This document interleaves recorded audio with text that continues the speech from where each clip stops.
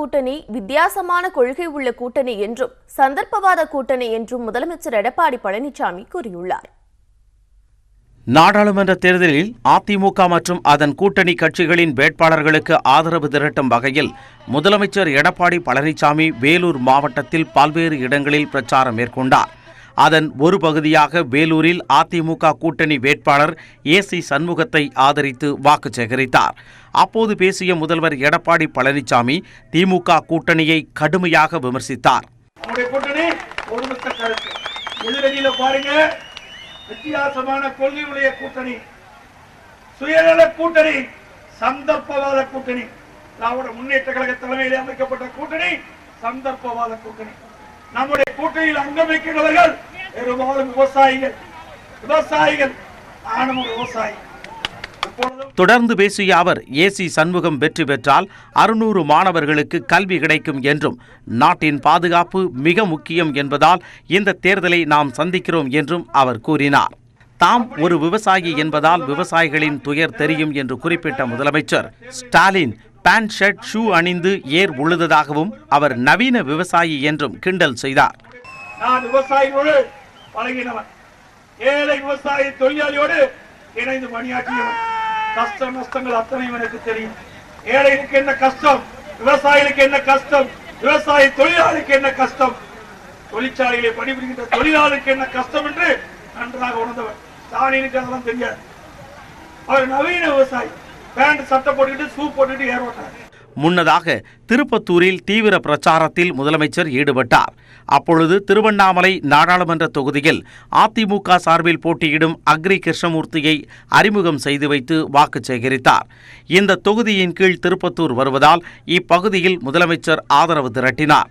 அப்பொழுது பேசிய முதலமைச்சர் அதிமுக கூட்டணிக்கு மாபெரும் மக்கள் ஆதரவு உள்ளதால் 40 தொகுதிகளிலும் வெற்றி பெறுவோம் என தெரிவித்தார். அத்துடன் திமுக வெளியிட்டுள்ள தேர்தல் அறிக்கைகள் மக்களை ஏமாற்றும் செயல் என விமர்சித்தார். அதேவேளையில் மக்கள் நலன் பேணும் வகையில் அதிமுக அளித்துள்ள அனைத்து வாக்குறுதிகளும் நிறைவேற்றப்படும் என உறுதியளித்தார். தமிழகத்தில் சட்டம் ஒழுங்கை பேணி பாதுகாக்க முக்கியத்துவம் அளிக்கப்படுவதாகவும் கூறினார். சிறுபான்மை மக்களை பாதுகாக்கக்கூடிய அரசு அம்மாவுடைய அரசு, அனைத்து இந்திய அண்ணா திராவிட முன்னேற்ற கழக கட்சி. தமிழகத்திலே சட்டம் ஒழுங்கு சிறப்பாக பேணி காக்கப்படுகின்றது. சாதி சண்டை கிடையாது, மத சண்டை கிடையாது, எங்கு வளர மாட்டோம். இரும்பு கரம் கொண்டு அடக்கப்படும். சிறுபான்மை மக்களுக்கு அரணாக இருந்து அம்மாவுடைய அரசு பாடுபடும் என்பதை இந்த நேரத்திலே தெரிவிக்க விரும்புகின்றேன். ஜோலார்பேட்டை வழியாக வாணியம்பாடி சென்ற முதலமைச்சருக்கு வழி நெடுகிலும் காத்திருந்த ஏராளமான தொண்டர்கள் உற்சாக வரவேற்பு அளித்தனர். மேலும் ஆம்பூர் இடைத்தேர்தலில் அதிமுக சார்பில் போட்டியிடும் ஜோதி ராமலிங்க ராஜா மற்றும் குடியாத்தம் இடைத்தேர்தலில் போட்டியிடும் கஸ்பா மூர்த்தி ஆகியோருக்கும் வாக்கு சேகரித்தார். இதைத் தொடர்ந்து அரக்கோணம் தொகுதியில் பாமக சார்பில் போட்டியிடும் ஏ.கே. மூர்த்திக்கு ஆதரவாக முதலமைச்சர் வாக்கு சேகரித்தார். அப்பொழுது மத்திய மாநில அரசுகளின் சாதனைகளை எடுத்துரைத்து ஏ.கே. மூர்த்திக்கு ஆதரவு திரட்டினார். திருப்பரங்குன்றம் இடைத்தேர்தல் நடந்தபோது உண்மையில் ஜெயலலிதா உயிருடன் தான் இருந்தாரா என்று சந்தேகம் எழுவதாக திமுக தலைவர் மு.க. ஸ்டாலின் திருவண்ணாமலை பிரச்சாரத்தில் கூறியுள்ளார். திமுக தலைவர் மு.க. ஸ்டாலின் நேற்று தருமபுரியை தொடர்ந்து திருவண்ணாமலையில் பிரச்சாரம் செய்தார். திருவண்ணாமலை மக்களவைத் தொகுதி திமுக வேட்பாளர் அண்ணாதுரையை ஆதரித்து பல்வேறு இடங்களில் அவர் வாக்கு சேகரித்தார். அப்போது பேசிய மு.க. ஸ்டாலின் திருவண்ணாமலையில் திமுக பெற்ற வெற்றிகளையும் சாதனைகளையும் பட்டியலிட்டார். தொடர்ந்து பேசிய அவர் அதிமுக வேட்பாளர் அக்ரி கிருஷ்ணமூர்த்தியை அக்னி கிருஷ்ணமூர்த்தி என்று விமர்சித்தார். ஆளுங்கட்சியை சார்ந்த அதிமுகவை சார்ந்த வேட்பாளராக போட்டியிடக்கூடியவர் யார் என்பது உங்களுக்கு தெரியும். அக்ரி கிருஷ்ணமூர்த்தி அவர்கள். அக்ரி கிருஷ்ணமூர்த்தி என்பவர் யார், எப்படிப்பட்டவர்? அம்மையார் ஜெயலலிதா அவர்களால் அமைச்சர் பதவியிலிருந்து விலக்கி வைக்கப்பட்டவர். அது மட்டுமா, ஜெயலலிதா அவர்களால் அன்றைக்கு கைது செய்யப்பட்டவர், கைது செய்யப்பட்டு சிறையில் இருந்தவர். அவரைத்தான் அதிமுகவுடைய வேட்பாளராக அறிவித்திருக்கிறார் எடப்பாடி பழனிசாமி அவர்கள். அதிமுக அரசு வறுமையை ஒழித்து விட்டதாக ராமதாஸ் பேசியதை மு.க. ஸ்டாலின் கடுமையாக சாடியுள்ளார். அப்போது பேசிய ஸ்டாலின் யாருடைய வறுமையை என கேள்வி எழுப்பினார். மேலும் திமுகவை வன்முறை கட்சி என்று கூறி வரும் பாமக தான் வன்முறை கட்சி என்று ஜெயலலிதாவே கூறியதாக ஸ்டாலின் பேசினார். வறுமையை ஒழிப்பதற்கு நல்ல பல திட்டங்களை அதிமுக செய்து வருகிறது என்று பிரச்சாரத்தில் இந்த வார்த்தையை அவர் சொல்லி இருக்கிறார். யாருடைய வறுமையை ஒழிச்சிருக்கு? ஒருவேளை பெரியய்யா சின்னையாருடைய வறுமையை ஒழிச்சிருக்கலாம். வன்முறைக்கு அடையாளமே பாமக தான். நான் சொல்லல, சத்தியமா நான் சொல்லல. அம்மையார் ஜெயலலிதா அவர்கள் முதலமைச்சராக இருந்த நேரத்தில் சட்டமன்றத்திலே விளக்கமாக விரிவாக பேசியிருக்கிறார். தொடர்ந்து பேசிய அவர் ஸ்டாலினின் வளர்ப்பு சரியில்லை என்று சிலர் கூறியதாக பேசிய அவர் சசிகலாவின் காலில் விழுந்து தவழ்ந்து மண்புழு போல தவழ்ந்து கொண்டிருக்கவில்லை என்று மிக கடுமையாக விமர்சித்தார். தன்னுடைய வளர்ப்பை பற்றி பேசுவதற்கு பழனிசாமிக்கு என்ன யோகிதை இருக்கிறது, அருகதை இருக்கின்றது, என்ன தகுதி இருக்கின்றது என்று விளாசினார். மேலும் அதிமுக ஆட்சியில் பெண்களுக்கு பாதுகாப்பே இல்லை என்றும் ஆளும் கட்சி போலீசின் துணையுடன் பொள்ளாச்சி குற்றங்கள் அரங்கேறியிருப்பதாகவும் அவர் குற்றம் சாட்டியுள்ளார். முதலமைச்சராக இருக்கக்கூடிய எடப்பாடியை பார்த்து துணை முதலமைச்சராக இருக்கக்கூடிய ஓ பன்னீர்செல்வத்தை பார்த்து சின்னையா சொன்னார டயர் நக்கிங்கன்னு, டயர் நக்கிறவங்கன்னு சொன்னது நான் சொல்லல. இப்படியெல்லாம் சொல்வதற்கு எங்களுடைய தலைவர் கலைஞர் அவர்கள் எங்களுக்கு எல்லாம் இதெல்லாம் கற்றுத்தரல. இதை விட கேவலமான இது தரமான பேச்சா? எடப்பாடிக்கு எதை பற்றியாவது பேசுவதற்கு கொஞ்சம் அறிவாவது இருக்கா? நான் சொல்லல, சத்தியமா சின்னையா சொன்னது. அத்தோட ஒரு விடல, என் வளர்ப்பு சரியில்லையா யார் சொல்றார்? எடப்பாடி பழனிசாமி. சசிகலாவுடைய காலில் விழுந்தல்ல, தவழ்ந்து மண்புழு போல தவழ்ந்து தரையை நக்கி கொண்டிருக்கக்கூடிய பரம்பரையில் வந்தவன் நான் அல்ல.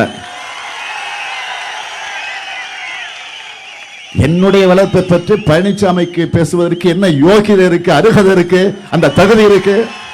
நான் கேட்கிறேன். வளர்ப்பு சரியில்லையா? இன்னைக்கு அதிமுக ஆட்சியில பெண்களுக்கு பாதுகாப்பே இல்லை. பொள்ளாச்சியில பொல்லாத ஆட்சிக்கு உதாரணம் பொள்ளாச்சி.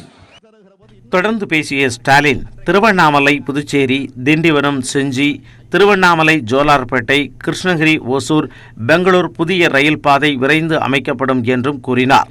திருப்பரங்குன்றம் இடைத்தேர்தல் நடந்தபோது உண்மையில் ஜெயலலிதா உயிருடன் தான் இருந்தாரா என்ற சந்தேகம் எழுவதாகவும் கூறினார். கையெழுத்து இல்ல, கை நாட்டு இல்ல, அது அவருடைய கை நாட்டும் கிடையாது என்று உயர்நீதிமன்றத்தில் இருக்கக்கூடிய நீதிபதிகள் வெளிப்படையாக இன்றைக்கு தீர்ப்பு சொல்லி இருக்கிறாங்கன்னா இதுல இருந்து என்ன தெரிகிறது? ஆக மூடி மறைக்கிறாங்க. திமுக தலைமையில் மதசார்பற்ற முற்போக்கு கூட்டணி புதுச்சேரி உட்பட 40 மக்களவை தொகுதிகளிலும் 18 சட்டமன்ற இடைத்தேர்தலிலும் அபாரமாக வெற்றி பெறும் என்றும் தெரிவித்தார்.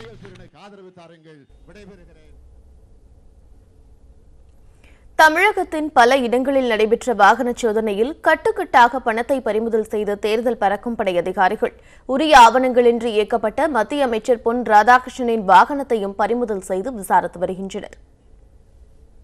சென்னையில் உரிய ஆவணங்களின்றி ஏடிஎம் மையங்களுக்கு எடுத்துச் செல்லப்பட்ட 50 லட்சம் ரூபாயை தேர்தல் பறக்கும் படையினர் பறிமுதல் செய்தனர். ஆலந்தூரில் மார்க்கெட் பகுதியில் வாகன சோதனையில் ஈடுபட்டிருந்த போது கார் ஒன்றை மடக்கி சோதனையிட்டதில் கட்டுக்கட்டாக பணம் இருந்தது. விசாரணையில் ஏடிஎம் மையங்களுக்கு நிரப்ப எடுத்துச் செல்வது தெரிய வந்த போதும் உரிய ஆவணங்களின்றி எடுத்து வந்ததால் அவற்றை பறிமுதல் செய்து கருவூலத்தில் ஒப்படைத்தனர். திருப்பூரில் 2 இடங்களில் உரிய ஆவணங்கள் இல்லாமல் கொண்டு செல்லப்பட்ட 10 லட்சம் ரூபாய் பணத்தை தேர்தல் பறக்கும் படையினர் பறிமுதல் செய்தனர். உடுமலையில் 5 கிலோ தங்க நகைகளை பறிமுதல் செய்து விசாரணை மேற்கொண்டு வருகின்றனர். செந்தில்குமார் என்பவர் வீட்டு விசேஷத்திற்காக எடுத்துச் சென்ற 7 லட்சம் ரூபாய்க்கு ஆவணங்கள் இல்லை என்பதால் அதனை அதிகாரிகள் பறிமுதல் செய்தனர். இதேபோல் போஸ் வர்கீஸ் என்பவரிடமிருந்து 3 லட்சம் ரூபாய் பறிமுதல் செய்யப்பட்டது. இந்த பணத்தை அதிகாரிகள் தாசில்தார் அலுவலகம் மற்றும் கருவூலத்தில் ஒப்படைத்தனர். இதனிடையே உடுமலையில் தனியார் நகைக்கடையில் இருந்து கோவை குடோனுக்கு எடுத்துச் செல்லப்பட்ட 5 கிலோ தங்க நகைகளையும் பறக்கும் படையினர் பறிமுதல் செய்தனர். உரிய ஆவணங்களை நகைக்கடை ஊழியர்கள் கொண்டு சென்றதால் உரிய விளக்கத்துடன் நகை திரும்ப அளிக்கப்படலாம் என கூறப்படுகிறது. ஆண்டிபட்டியில் ஆவணங்களின்றி செல்வம் என்பவர் காரில் கொண்டு சென்ற 2,30,000 ரூபாயை தேர்தல் அதிகாரிகள் பறிமுதல் செய்துள்ளனர். இவர் வீடு கட்ட எடுத்துச் சென்றதாக கூறினார். உரிய ஆவணங்களை காட்டிவிட்டு பணத்தை வாங்கிச் செல்ல அதிகாரிகள் அறிவுறுத்தினர். இதேபோல் திருச்செந்தூர் அருகிலுள்ள உடன்குடியில் முறையான ஆவணங்களின்றி கொண்டு செல்லப்பட்ட 1,07,000 பணத்தினை துணிக்கடை உரிமையாளர் விக்னேஷிடமிருந்து தேர்தல் பறக்கும் படையினர் பறிமுதல் செய்தனர். வந்தவாசி அருகே டாடா ஏஸ் வாகனத்தில் சென்றவர்கள் உரிய ஆவணங்களின்றி எடுத்து வந்த ரூபாய் 3,46,000 பணம் பறிமுதல் செய்யப்பட்டது. சேலத்தில் இருவேறு இடங்களில் தேர்தல் பறக்கும் படை அதிகாரிகள் மேற்கொண்ட வாகன சோதனையில் இருந்து 16 லட்சம் மதிப்பிலான 1,614 பட்டுப்புடவைகள் சிக்கின. இது வாக்காளர்களுக்கு அளிக்க எடுத்துச் செல்லப்பட்டதா இல்லை வணிகத்திற்காக எடுத்துச் செல்லப்பட்டதா என்று விசாரணை நடத்தி வருகின்றனர்.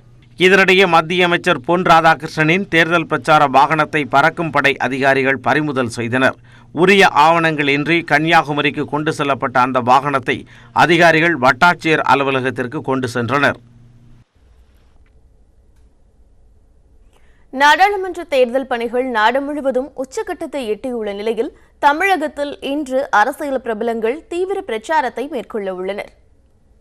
தமிழக முதலமைச்சர் எடப்பாடி பழனிசாமி கடந்த சில நாட்களாக பல்வேறு மாவட்டங்களில் பிரச்சார பயணத்தை மேற்கொண்டு வருகிறார்.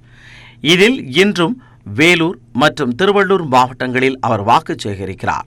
காலை 8:30 மணிக்கு வேலூரில் பயணத்தை தொடங்கும் முதலமைச்சர் காலை 9:30 மணிக்கு ஆற்காடு பேருந்து நிலையம் அருகே பரப்புரையில் ஈடுபடுகிறார். தொடர்ந்து சோளிங்கர், பானாவரம் மற்றும் காவேரிப்பாக்கம் ஆகிய இடங்களில் வேலூர் மக்களவை மற்றும் இடைத்தேர்தலில் அதிமுக வேட்பாளர்களுக்கு அவர் வாக்கு சேகரிக்கிறார்.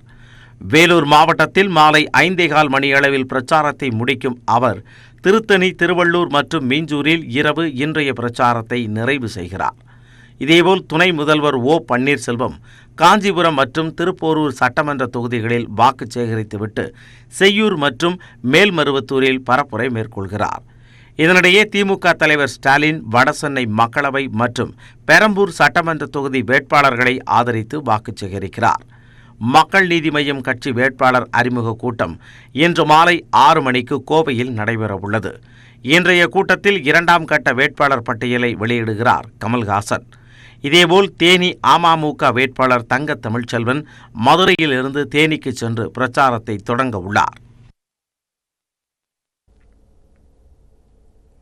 நாடாளுமன்ற தேர்தலுக்காக தமிழகம் முழுவதும் வேட்புமனு தாக்கல் விறுவிறுப்பாக நடைபெற்று வருகிறது. வேட்பாளர்கள் தாக்கல் செய்துள்ள மனுவிலிருந்து வேட்பாளர்களின் சொத்து மதிப்பு தெரியவந்துள்ளது.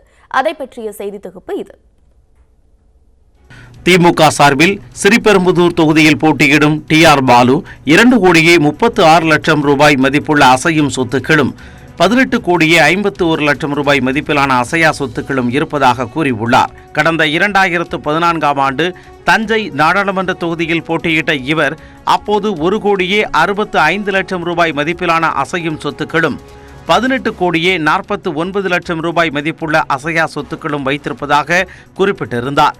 இதன் அடிப்படையில் அவரது ஒட்டுமொத்த சொத்து மதிப்பு கடந்த தேர்தலை விட தற்போது 73 லட்சம் ரூபாய் அளவிற்கு உயர்ந்துள்ளது. கள்ளக்குறிச்சி தேமுதிக வேட்பாளர் சுதீஷ் தாக்கல் செய்த வேட்புமனுவில் தனது பெயரில் 17,18,00,000 ரூபாய் அளவிற்கு அசையும் சொத்துக்களும் 25,47,00,000 ரூபாய் மதிப்பிலான அசையா சொத்துக்களும் உள்ளதாக தெரிவித்துள்ளார். அவரது மனைவி பேரில் 17,42,00,000 ரூபாய் அளவிலான சொத்துக்கள் உள்ளதாக தெரிவித்துள்ளார். மேலும் அவரது குடும்பத்தினர் பெயரில் 8 லட்சம் ரூபாய் மதிப்புள்ள சொத்துக்கள் உள்ளதாகவும் சுதீஷ் கூறியுள்ளார். அவருக்கு 17,52,00,000 ரூபாய் கடன் உள்ளதாக குறிப்பிடப்பட்டுள்ளது. கடந்த முறை சேலம் நாடாளுமன்ற தொகுதியில் போட்டியிட்ட LK சுதீஷ் 3,91,00,000 ரூபாய் மதிப்பிலான அசையும் சொத்துக்களும் 29,96,00,000 ரூபாய் மதிப்பிலான அசையா சொத்துக்களும் இருப்பதாக குறிப்பிட்டிருந்தார். இதை வைத்து பார்க்கும் பொழுது சுதீஷின் சொத்து மதிப்பு கடந்த தேர்தலை விட தற்போது 8,78,00,000 ரூபாய் அளவுக்கு அதிகரித்துள்ளது. தென்சென்னை தொகுதியில் போட்டியிடும் ஜெயவர்தன் தனது பெயரில் 49 லட்சம் ரூபாய் மதிப்புள்ள அசையும் சொத்துக்களும் அவரது மனைவி பேரில் 38 லட்சம் ரூபாய் மதிப்பிலான அசையும் சொத்துக்களும் உள்ளதாக கூறப்பட்டுள்ளது. மேலும் ஜெயவர்தன் பெயரில் 2 கோடியே 40 லட்சம் ரூபாய் மதிப்பிலான அசையா சொத்துக்களும் 96 லட்சம் ரூபாய் கடன் உள்ளதாகவும் குறிப்பிடப்பட்டுள்ளது. இதே தென் சென்னை தொகுதியில் 2014ஆம் ஆண்டு போட்டியிட்ட ஜெயவர்தன் அப்போது தமக்கு 88 லட்சம் ரூபாய் மதிப்பிலான அசையும் சொத்துக்களும் 2 கோடியே 51 லட்சம் ரூபாய் மதிப்பிலான அசையா சொத்துக்களும் இருப்பதாக தெரிவித்திருந்தார். இதன் அடிப்படையில் கணக்கிட்டால் கடந்த தேர்தலை விட தற்போது ஜெயவர்தனின் சொத்து மதிப்பு 12 லட்சம் ரூபாய் அளவுக்கு குறைந்துள்ளது. தருமபுரி பாமக வேட்பாளர் அன்புமணி தனது பெயரிலும் குடும்பத்தார் பெயரிலும் 10 கோடியே 47 லட்சம் ரூபாய் அளவுக்கு அசையும் சொத்துக்களும் 23 கோடியே 37 லட்சம் ரூபாய் மதிப்புள்ள அசையா சொத்துக்களும் உள்ளது என்று குறிப்பிட்டுள்ளார். அன்புமணிக்கு 77 கோடியே 26 லட்சம் ரூபாய் கடன் உள்ளதாகவும் கூறப்பட்டுள்ளது. கடந்த முறை இதே தொகுதியில் போட்டியிட்ட அன்புமணி அப்போது தமக்கு 5 கோடியே 20 லட்சம் ரூபாய் மதிப்புள்ள அசையும் சொத்துக்களும் 26 கோடியே 21 லட்சம் ரூபாய் மதிப்பிலான அசையா சொத்துக்களும் இருப்பதாக கூறியுள்ளார். இது கடந்த தேர்தலை விட 2 கோடியே 43 லட்சம் ரூபாய் அளவுக்கு அதிகமாகும். கன்னியாகுமரியில் பாஜக சார்பில் போட்டியிடும் பொன் ராதாகிருஷ்ணன் 50 லட்சம் ரூபாய் மதிப்புள்ள அசையும் சொத்துக்களும் 6 கோடியே 99 லட்சம் ரூபாய் மதிப்புள்ள அசையா சொத்துக்களும் உள்ளதாக தெரிவித்துள்ளார். கடந்த முறையும் கன்னியாகுமரி தொகுதியில் போட்டியிட்ட இவர் 9 கோடியே 93 லட்சம் ரூபாய் மதிப்பிலான அசையும் சொத்துக்கள் மற்றும் 3 கோடியே 99 லட்சம் ரூபாய் மதிப்புள்ள அசையா சொத்துக்கள் இருப்பதாக குறிப்பிட்டிருந்தார். இதன் அடிப்படையில் கணக்கிட்டால் பொன் ராதாகிருஷ்ணனின் சொத்து மதிப்பு 6 கோடியே 43 லட்சம் ரூபாய் அளவுக்கு குறைந்துள்ளது. அரக்கோணம் தொகுதி பாமக வேட்பாளர் AK மூர்த்தி தனது பெயரிலும் குடும்பத்தினர் பெயரிலும் 1 கோடியே 54 லட்சம் ரூபாய் மதிப்புள்ள அசையும் சொத்துக்களும் 3 கோடியே 6 லட்சம் ரூபாய் மதிப்புள்ள அசையா சொத்துக்களும் உள்ளதாக கூறியுள்ளார். கடந்த 2014 நாடாளுமன்ற தேர்தலில் ஆரணி தொகுதியில் போட்டியிட்ட இவர் 1 கோடியே 21 லட்சம் ரூபாய் மதிப்பிலான அசையும் சொத்துக்களும் 4 கோடியே 31 லட்சம் ரூபாய் மதிப்பிலான அசையா சொத்துக்களும் இருப்பதாக கூறியிருந்தார். இதன் அடிப்படையில் அவரது சொத்து மதிப்பு தற்போது 92 லட்சம் ரூபாய் அளவுக்கு குறைவாகியுள்ளது. தேனியில் போட்டியிடும் ரவீந்திரநாத் குமார் 4 கோடியே 67 லட்சம் ரூபாய் மதிப்புள்ள அசையும் சொத்துக்களும் 1 கோடியே 90 லட்சம் ரூபாய் மதிப்புள்ள அசையா சொத்துக்கள் உள்ளதாக கூறியுள்ளார். அவருக்கு 3 கோடியே 27 லட்சம் ரூபாய் கடன் உள்ளதாகவும் வேட்புமனுவில் தெரிவிக்கப்பட்டுள்ளது.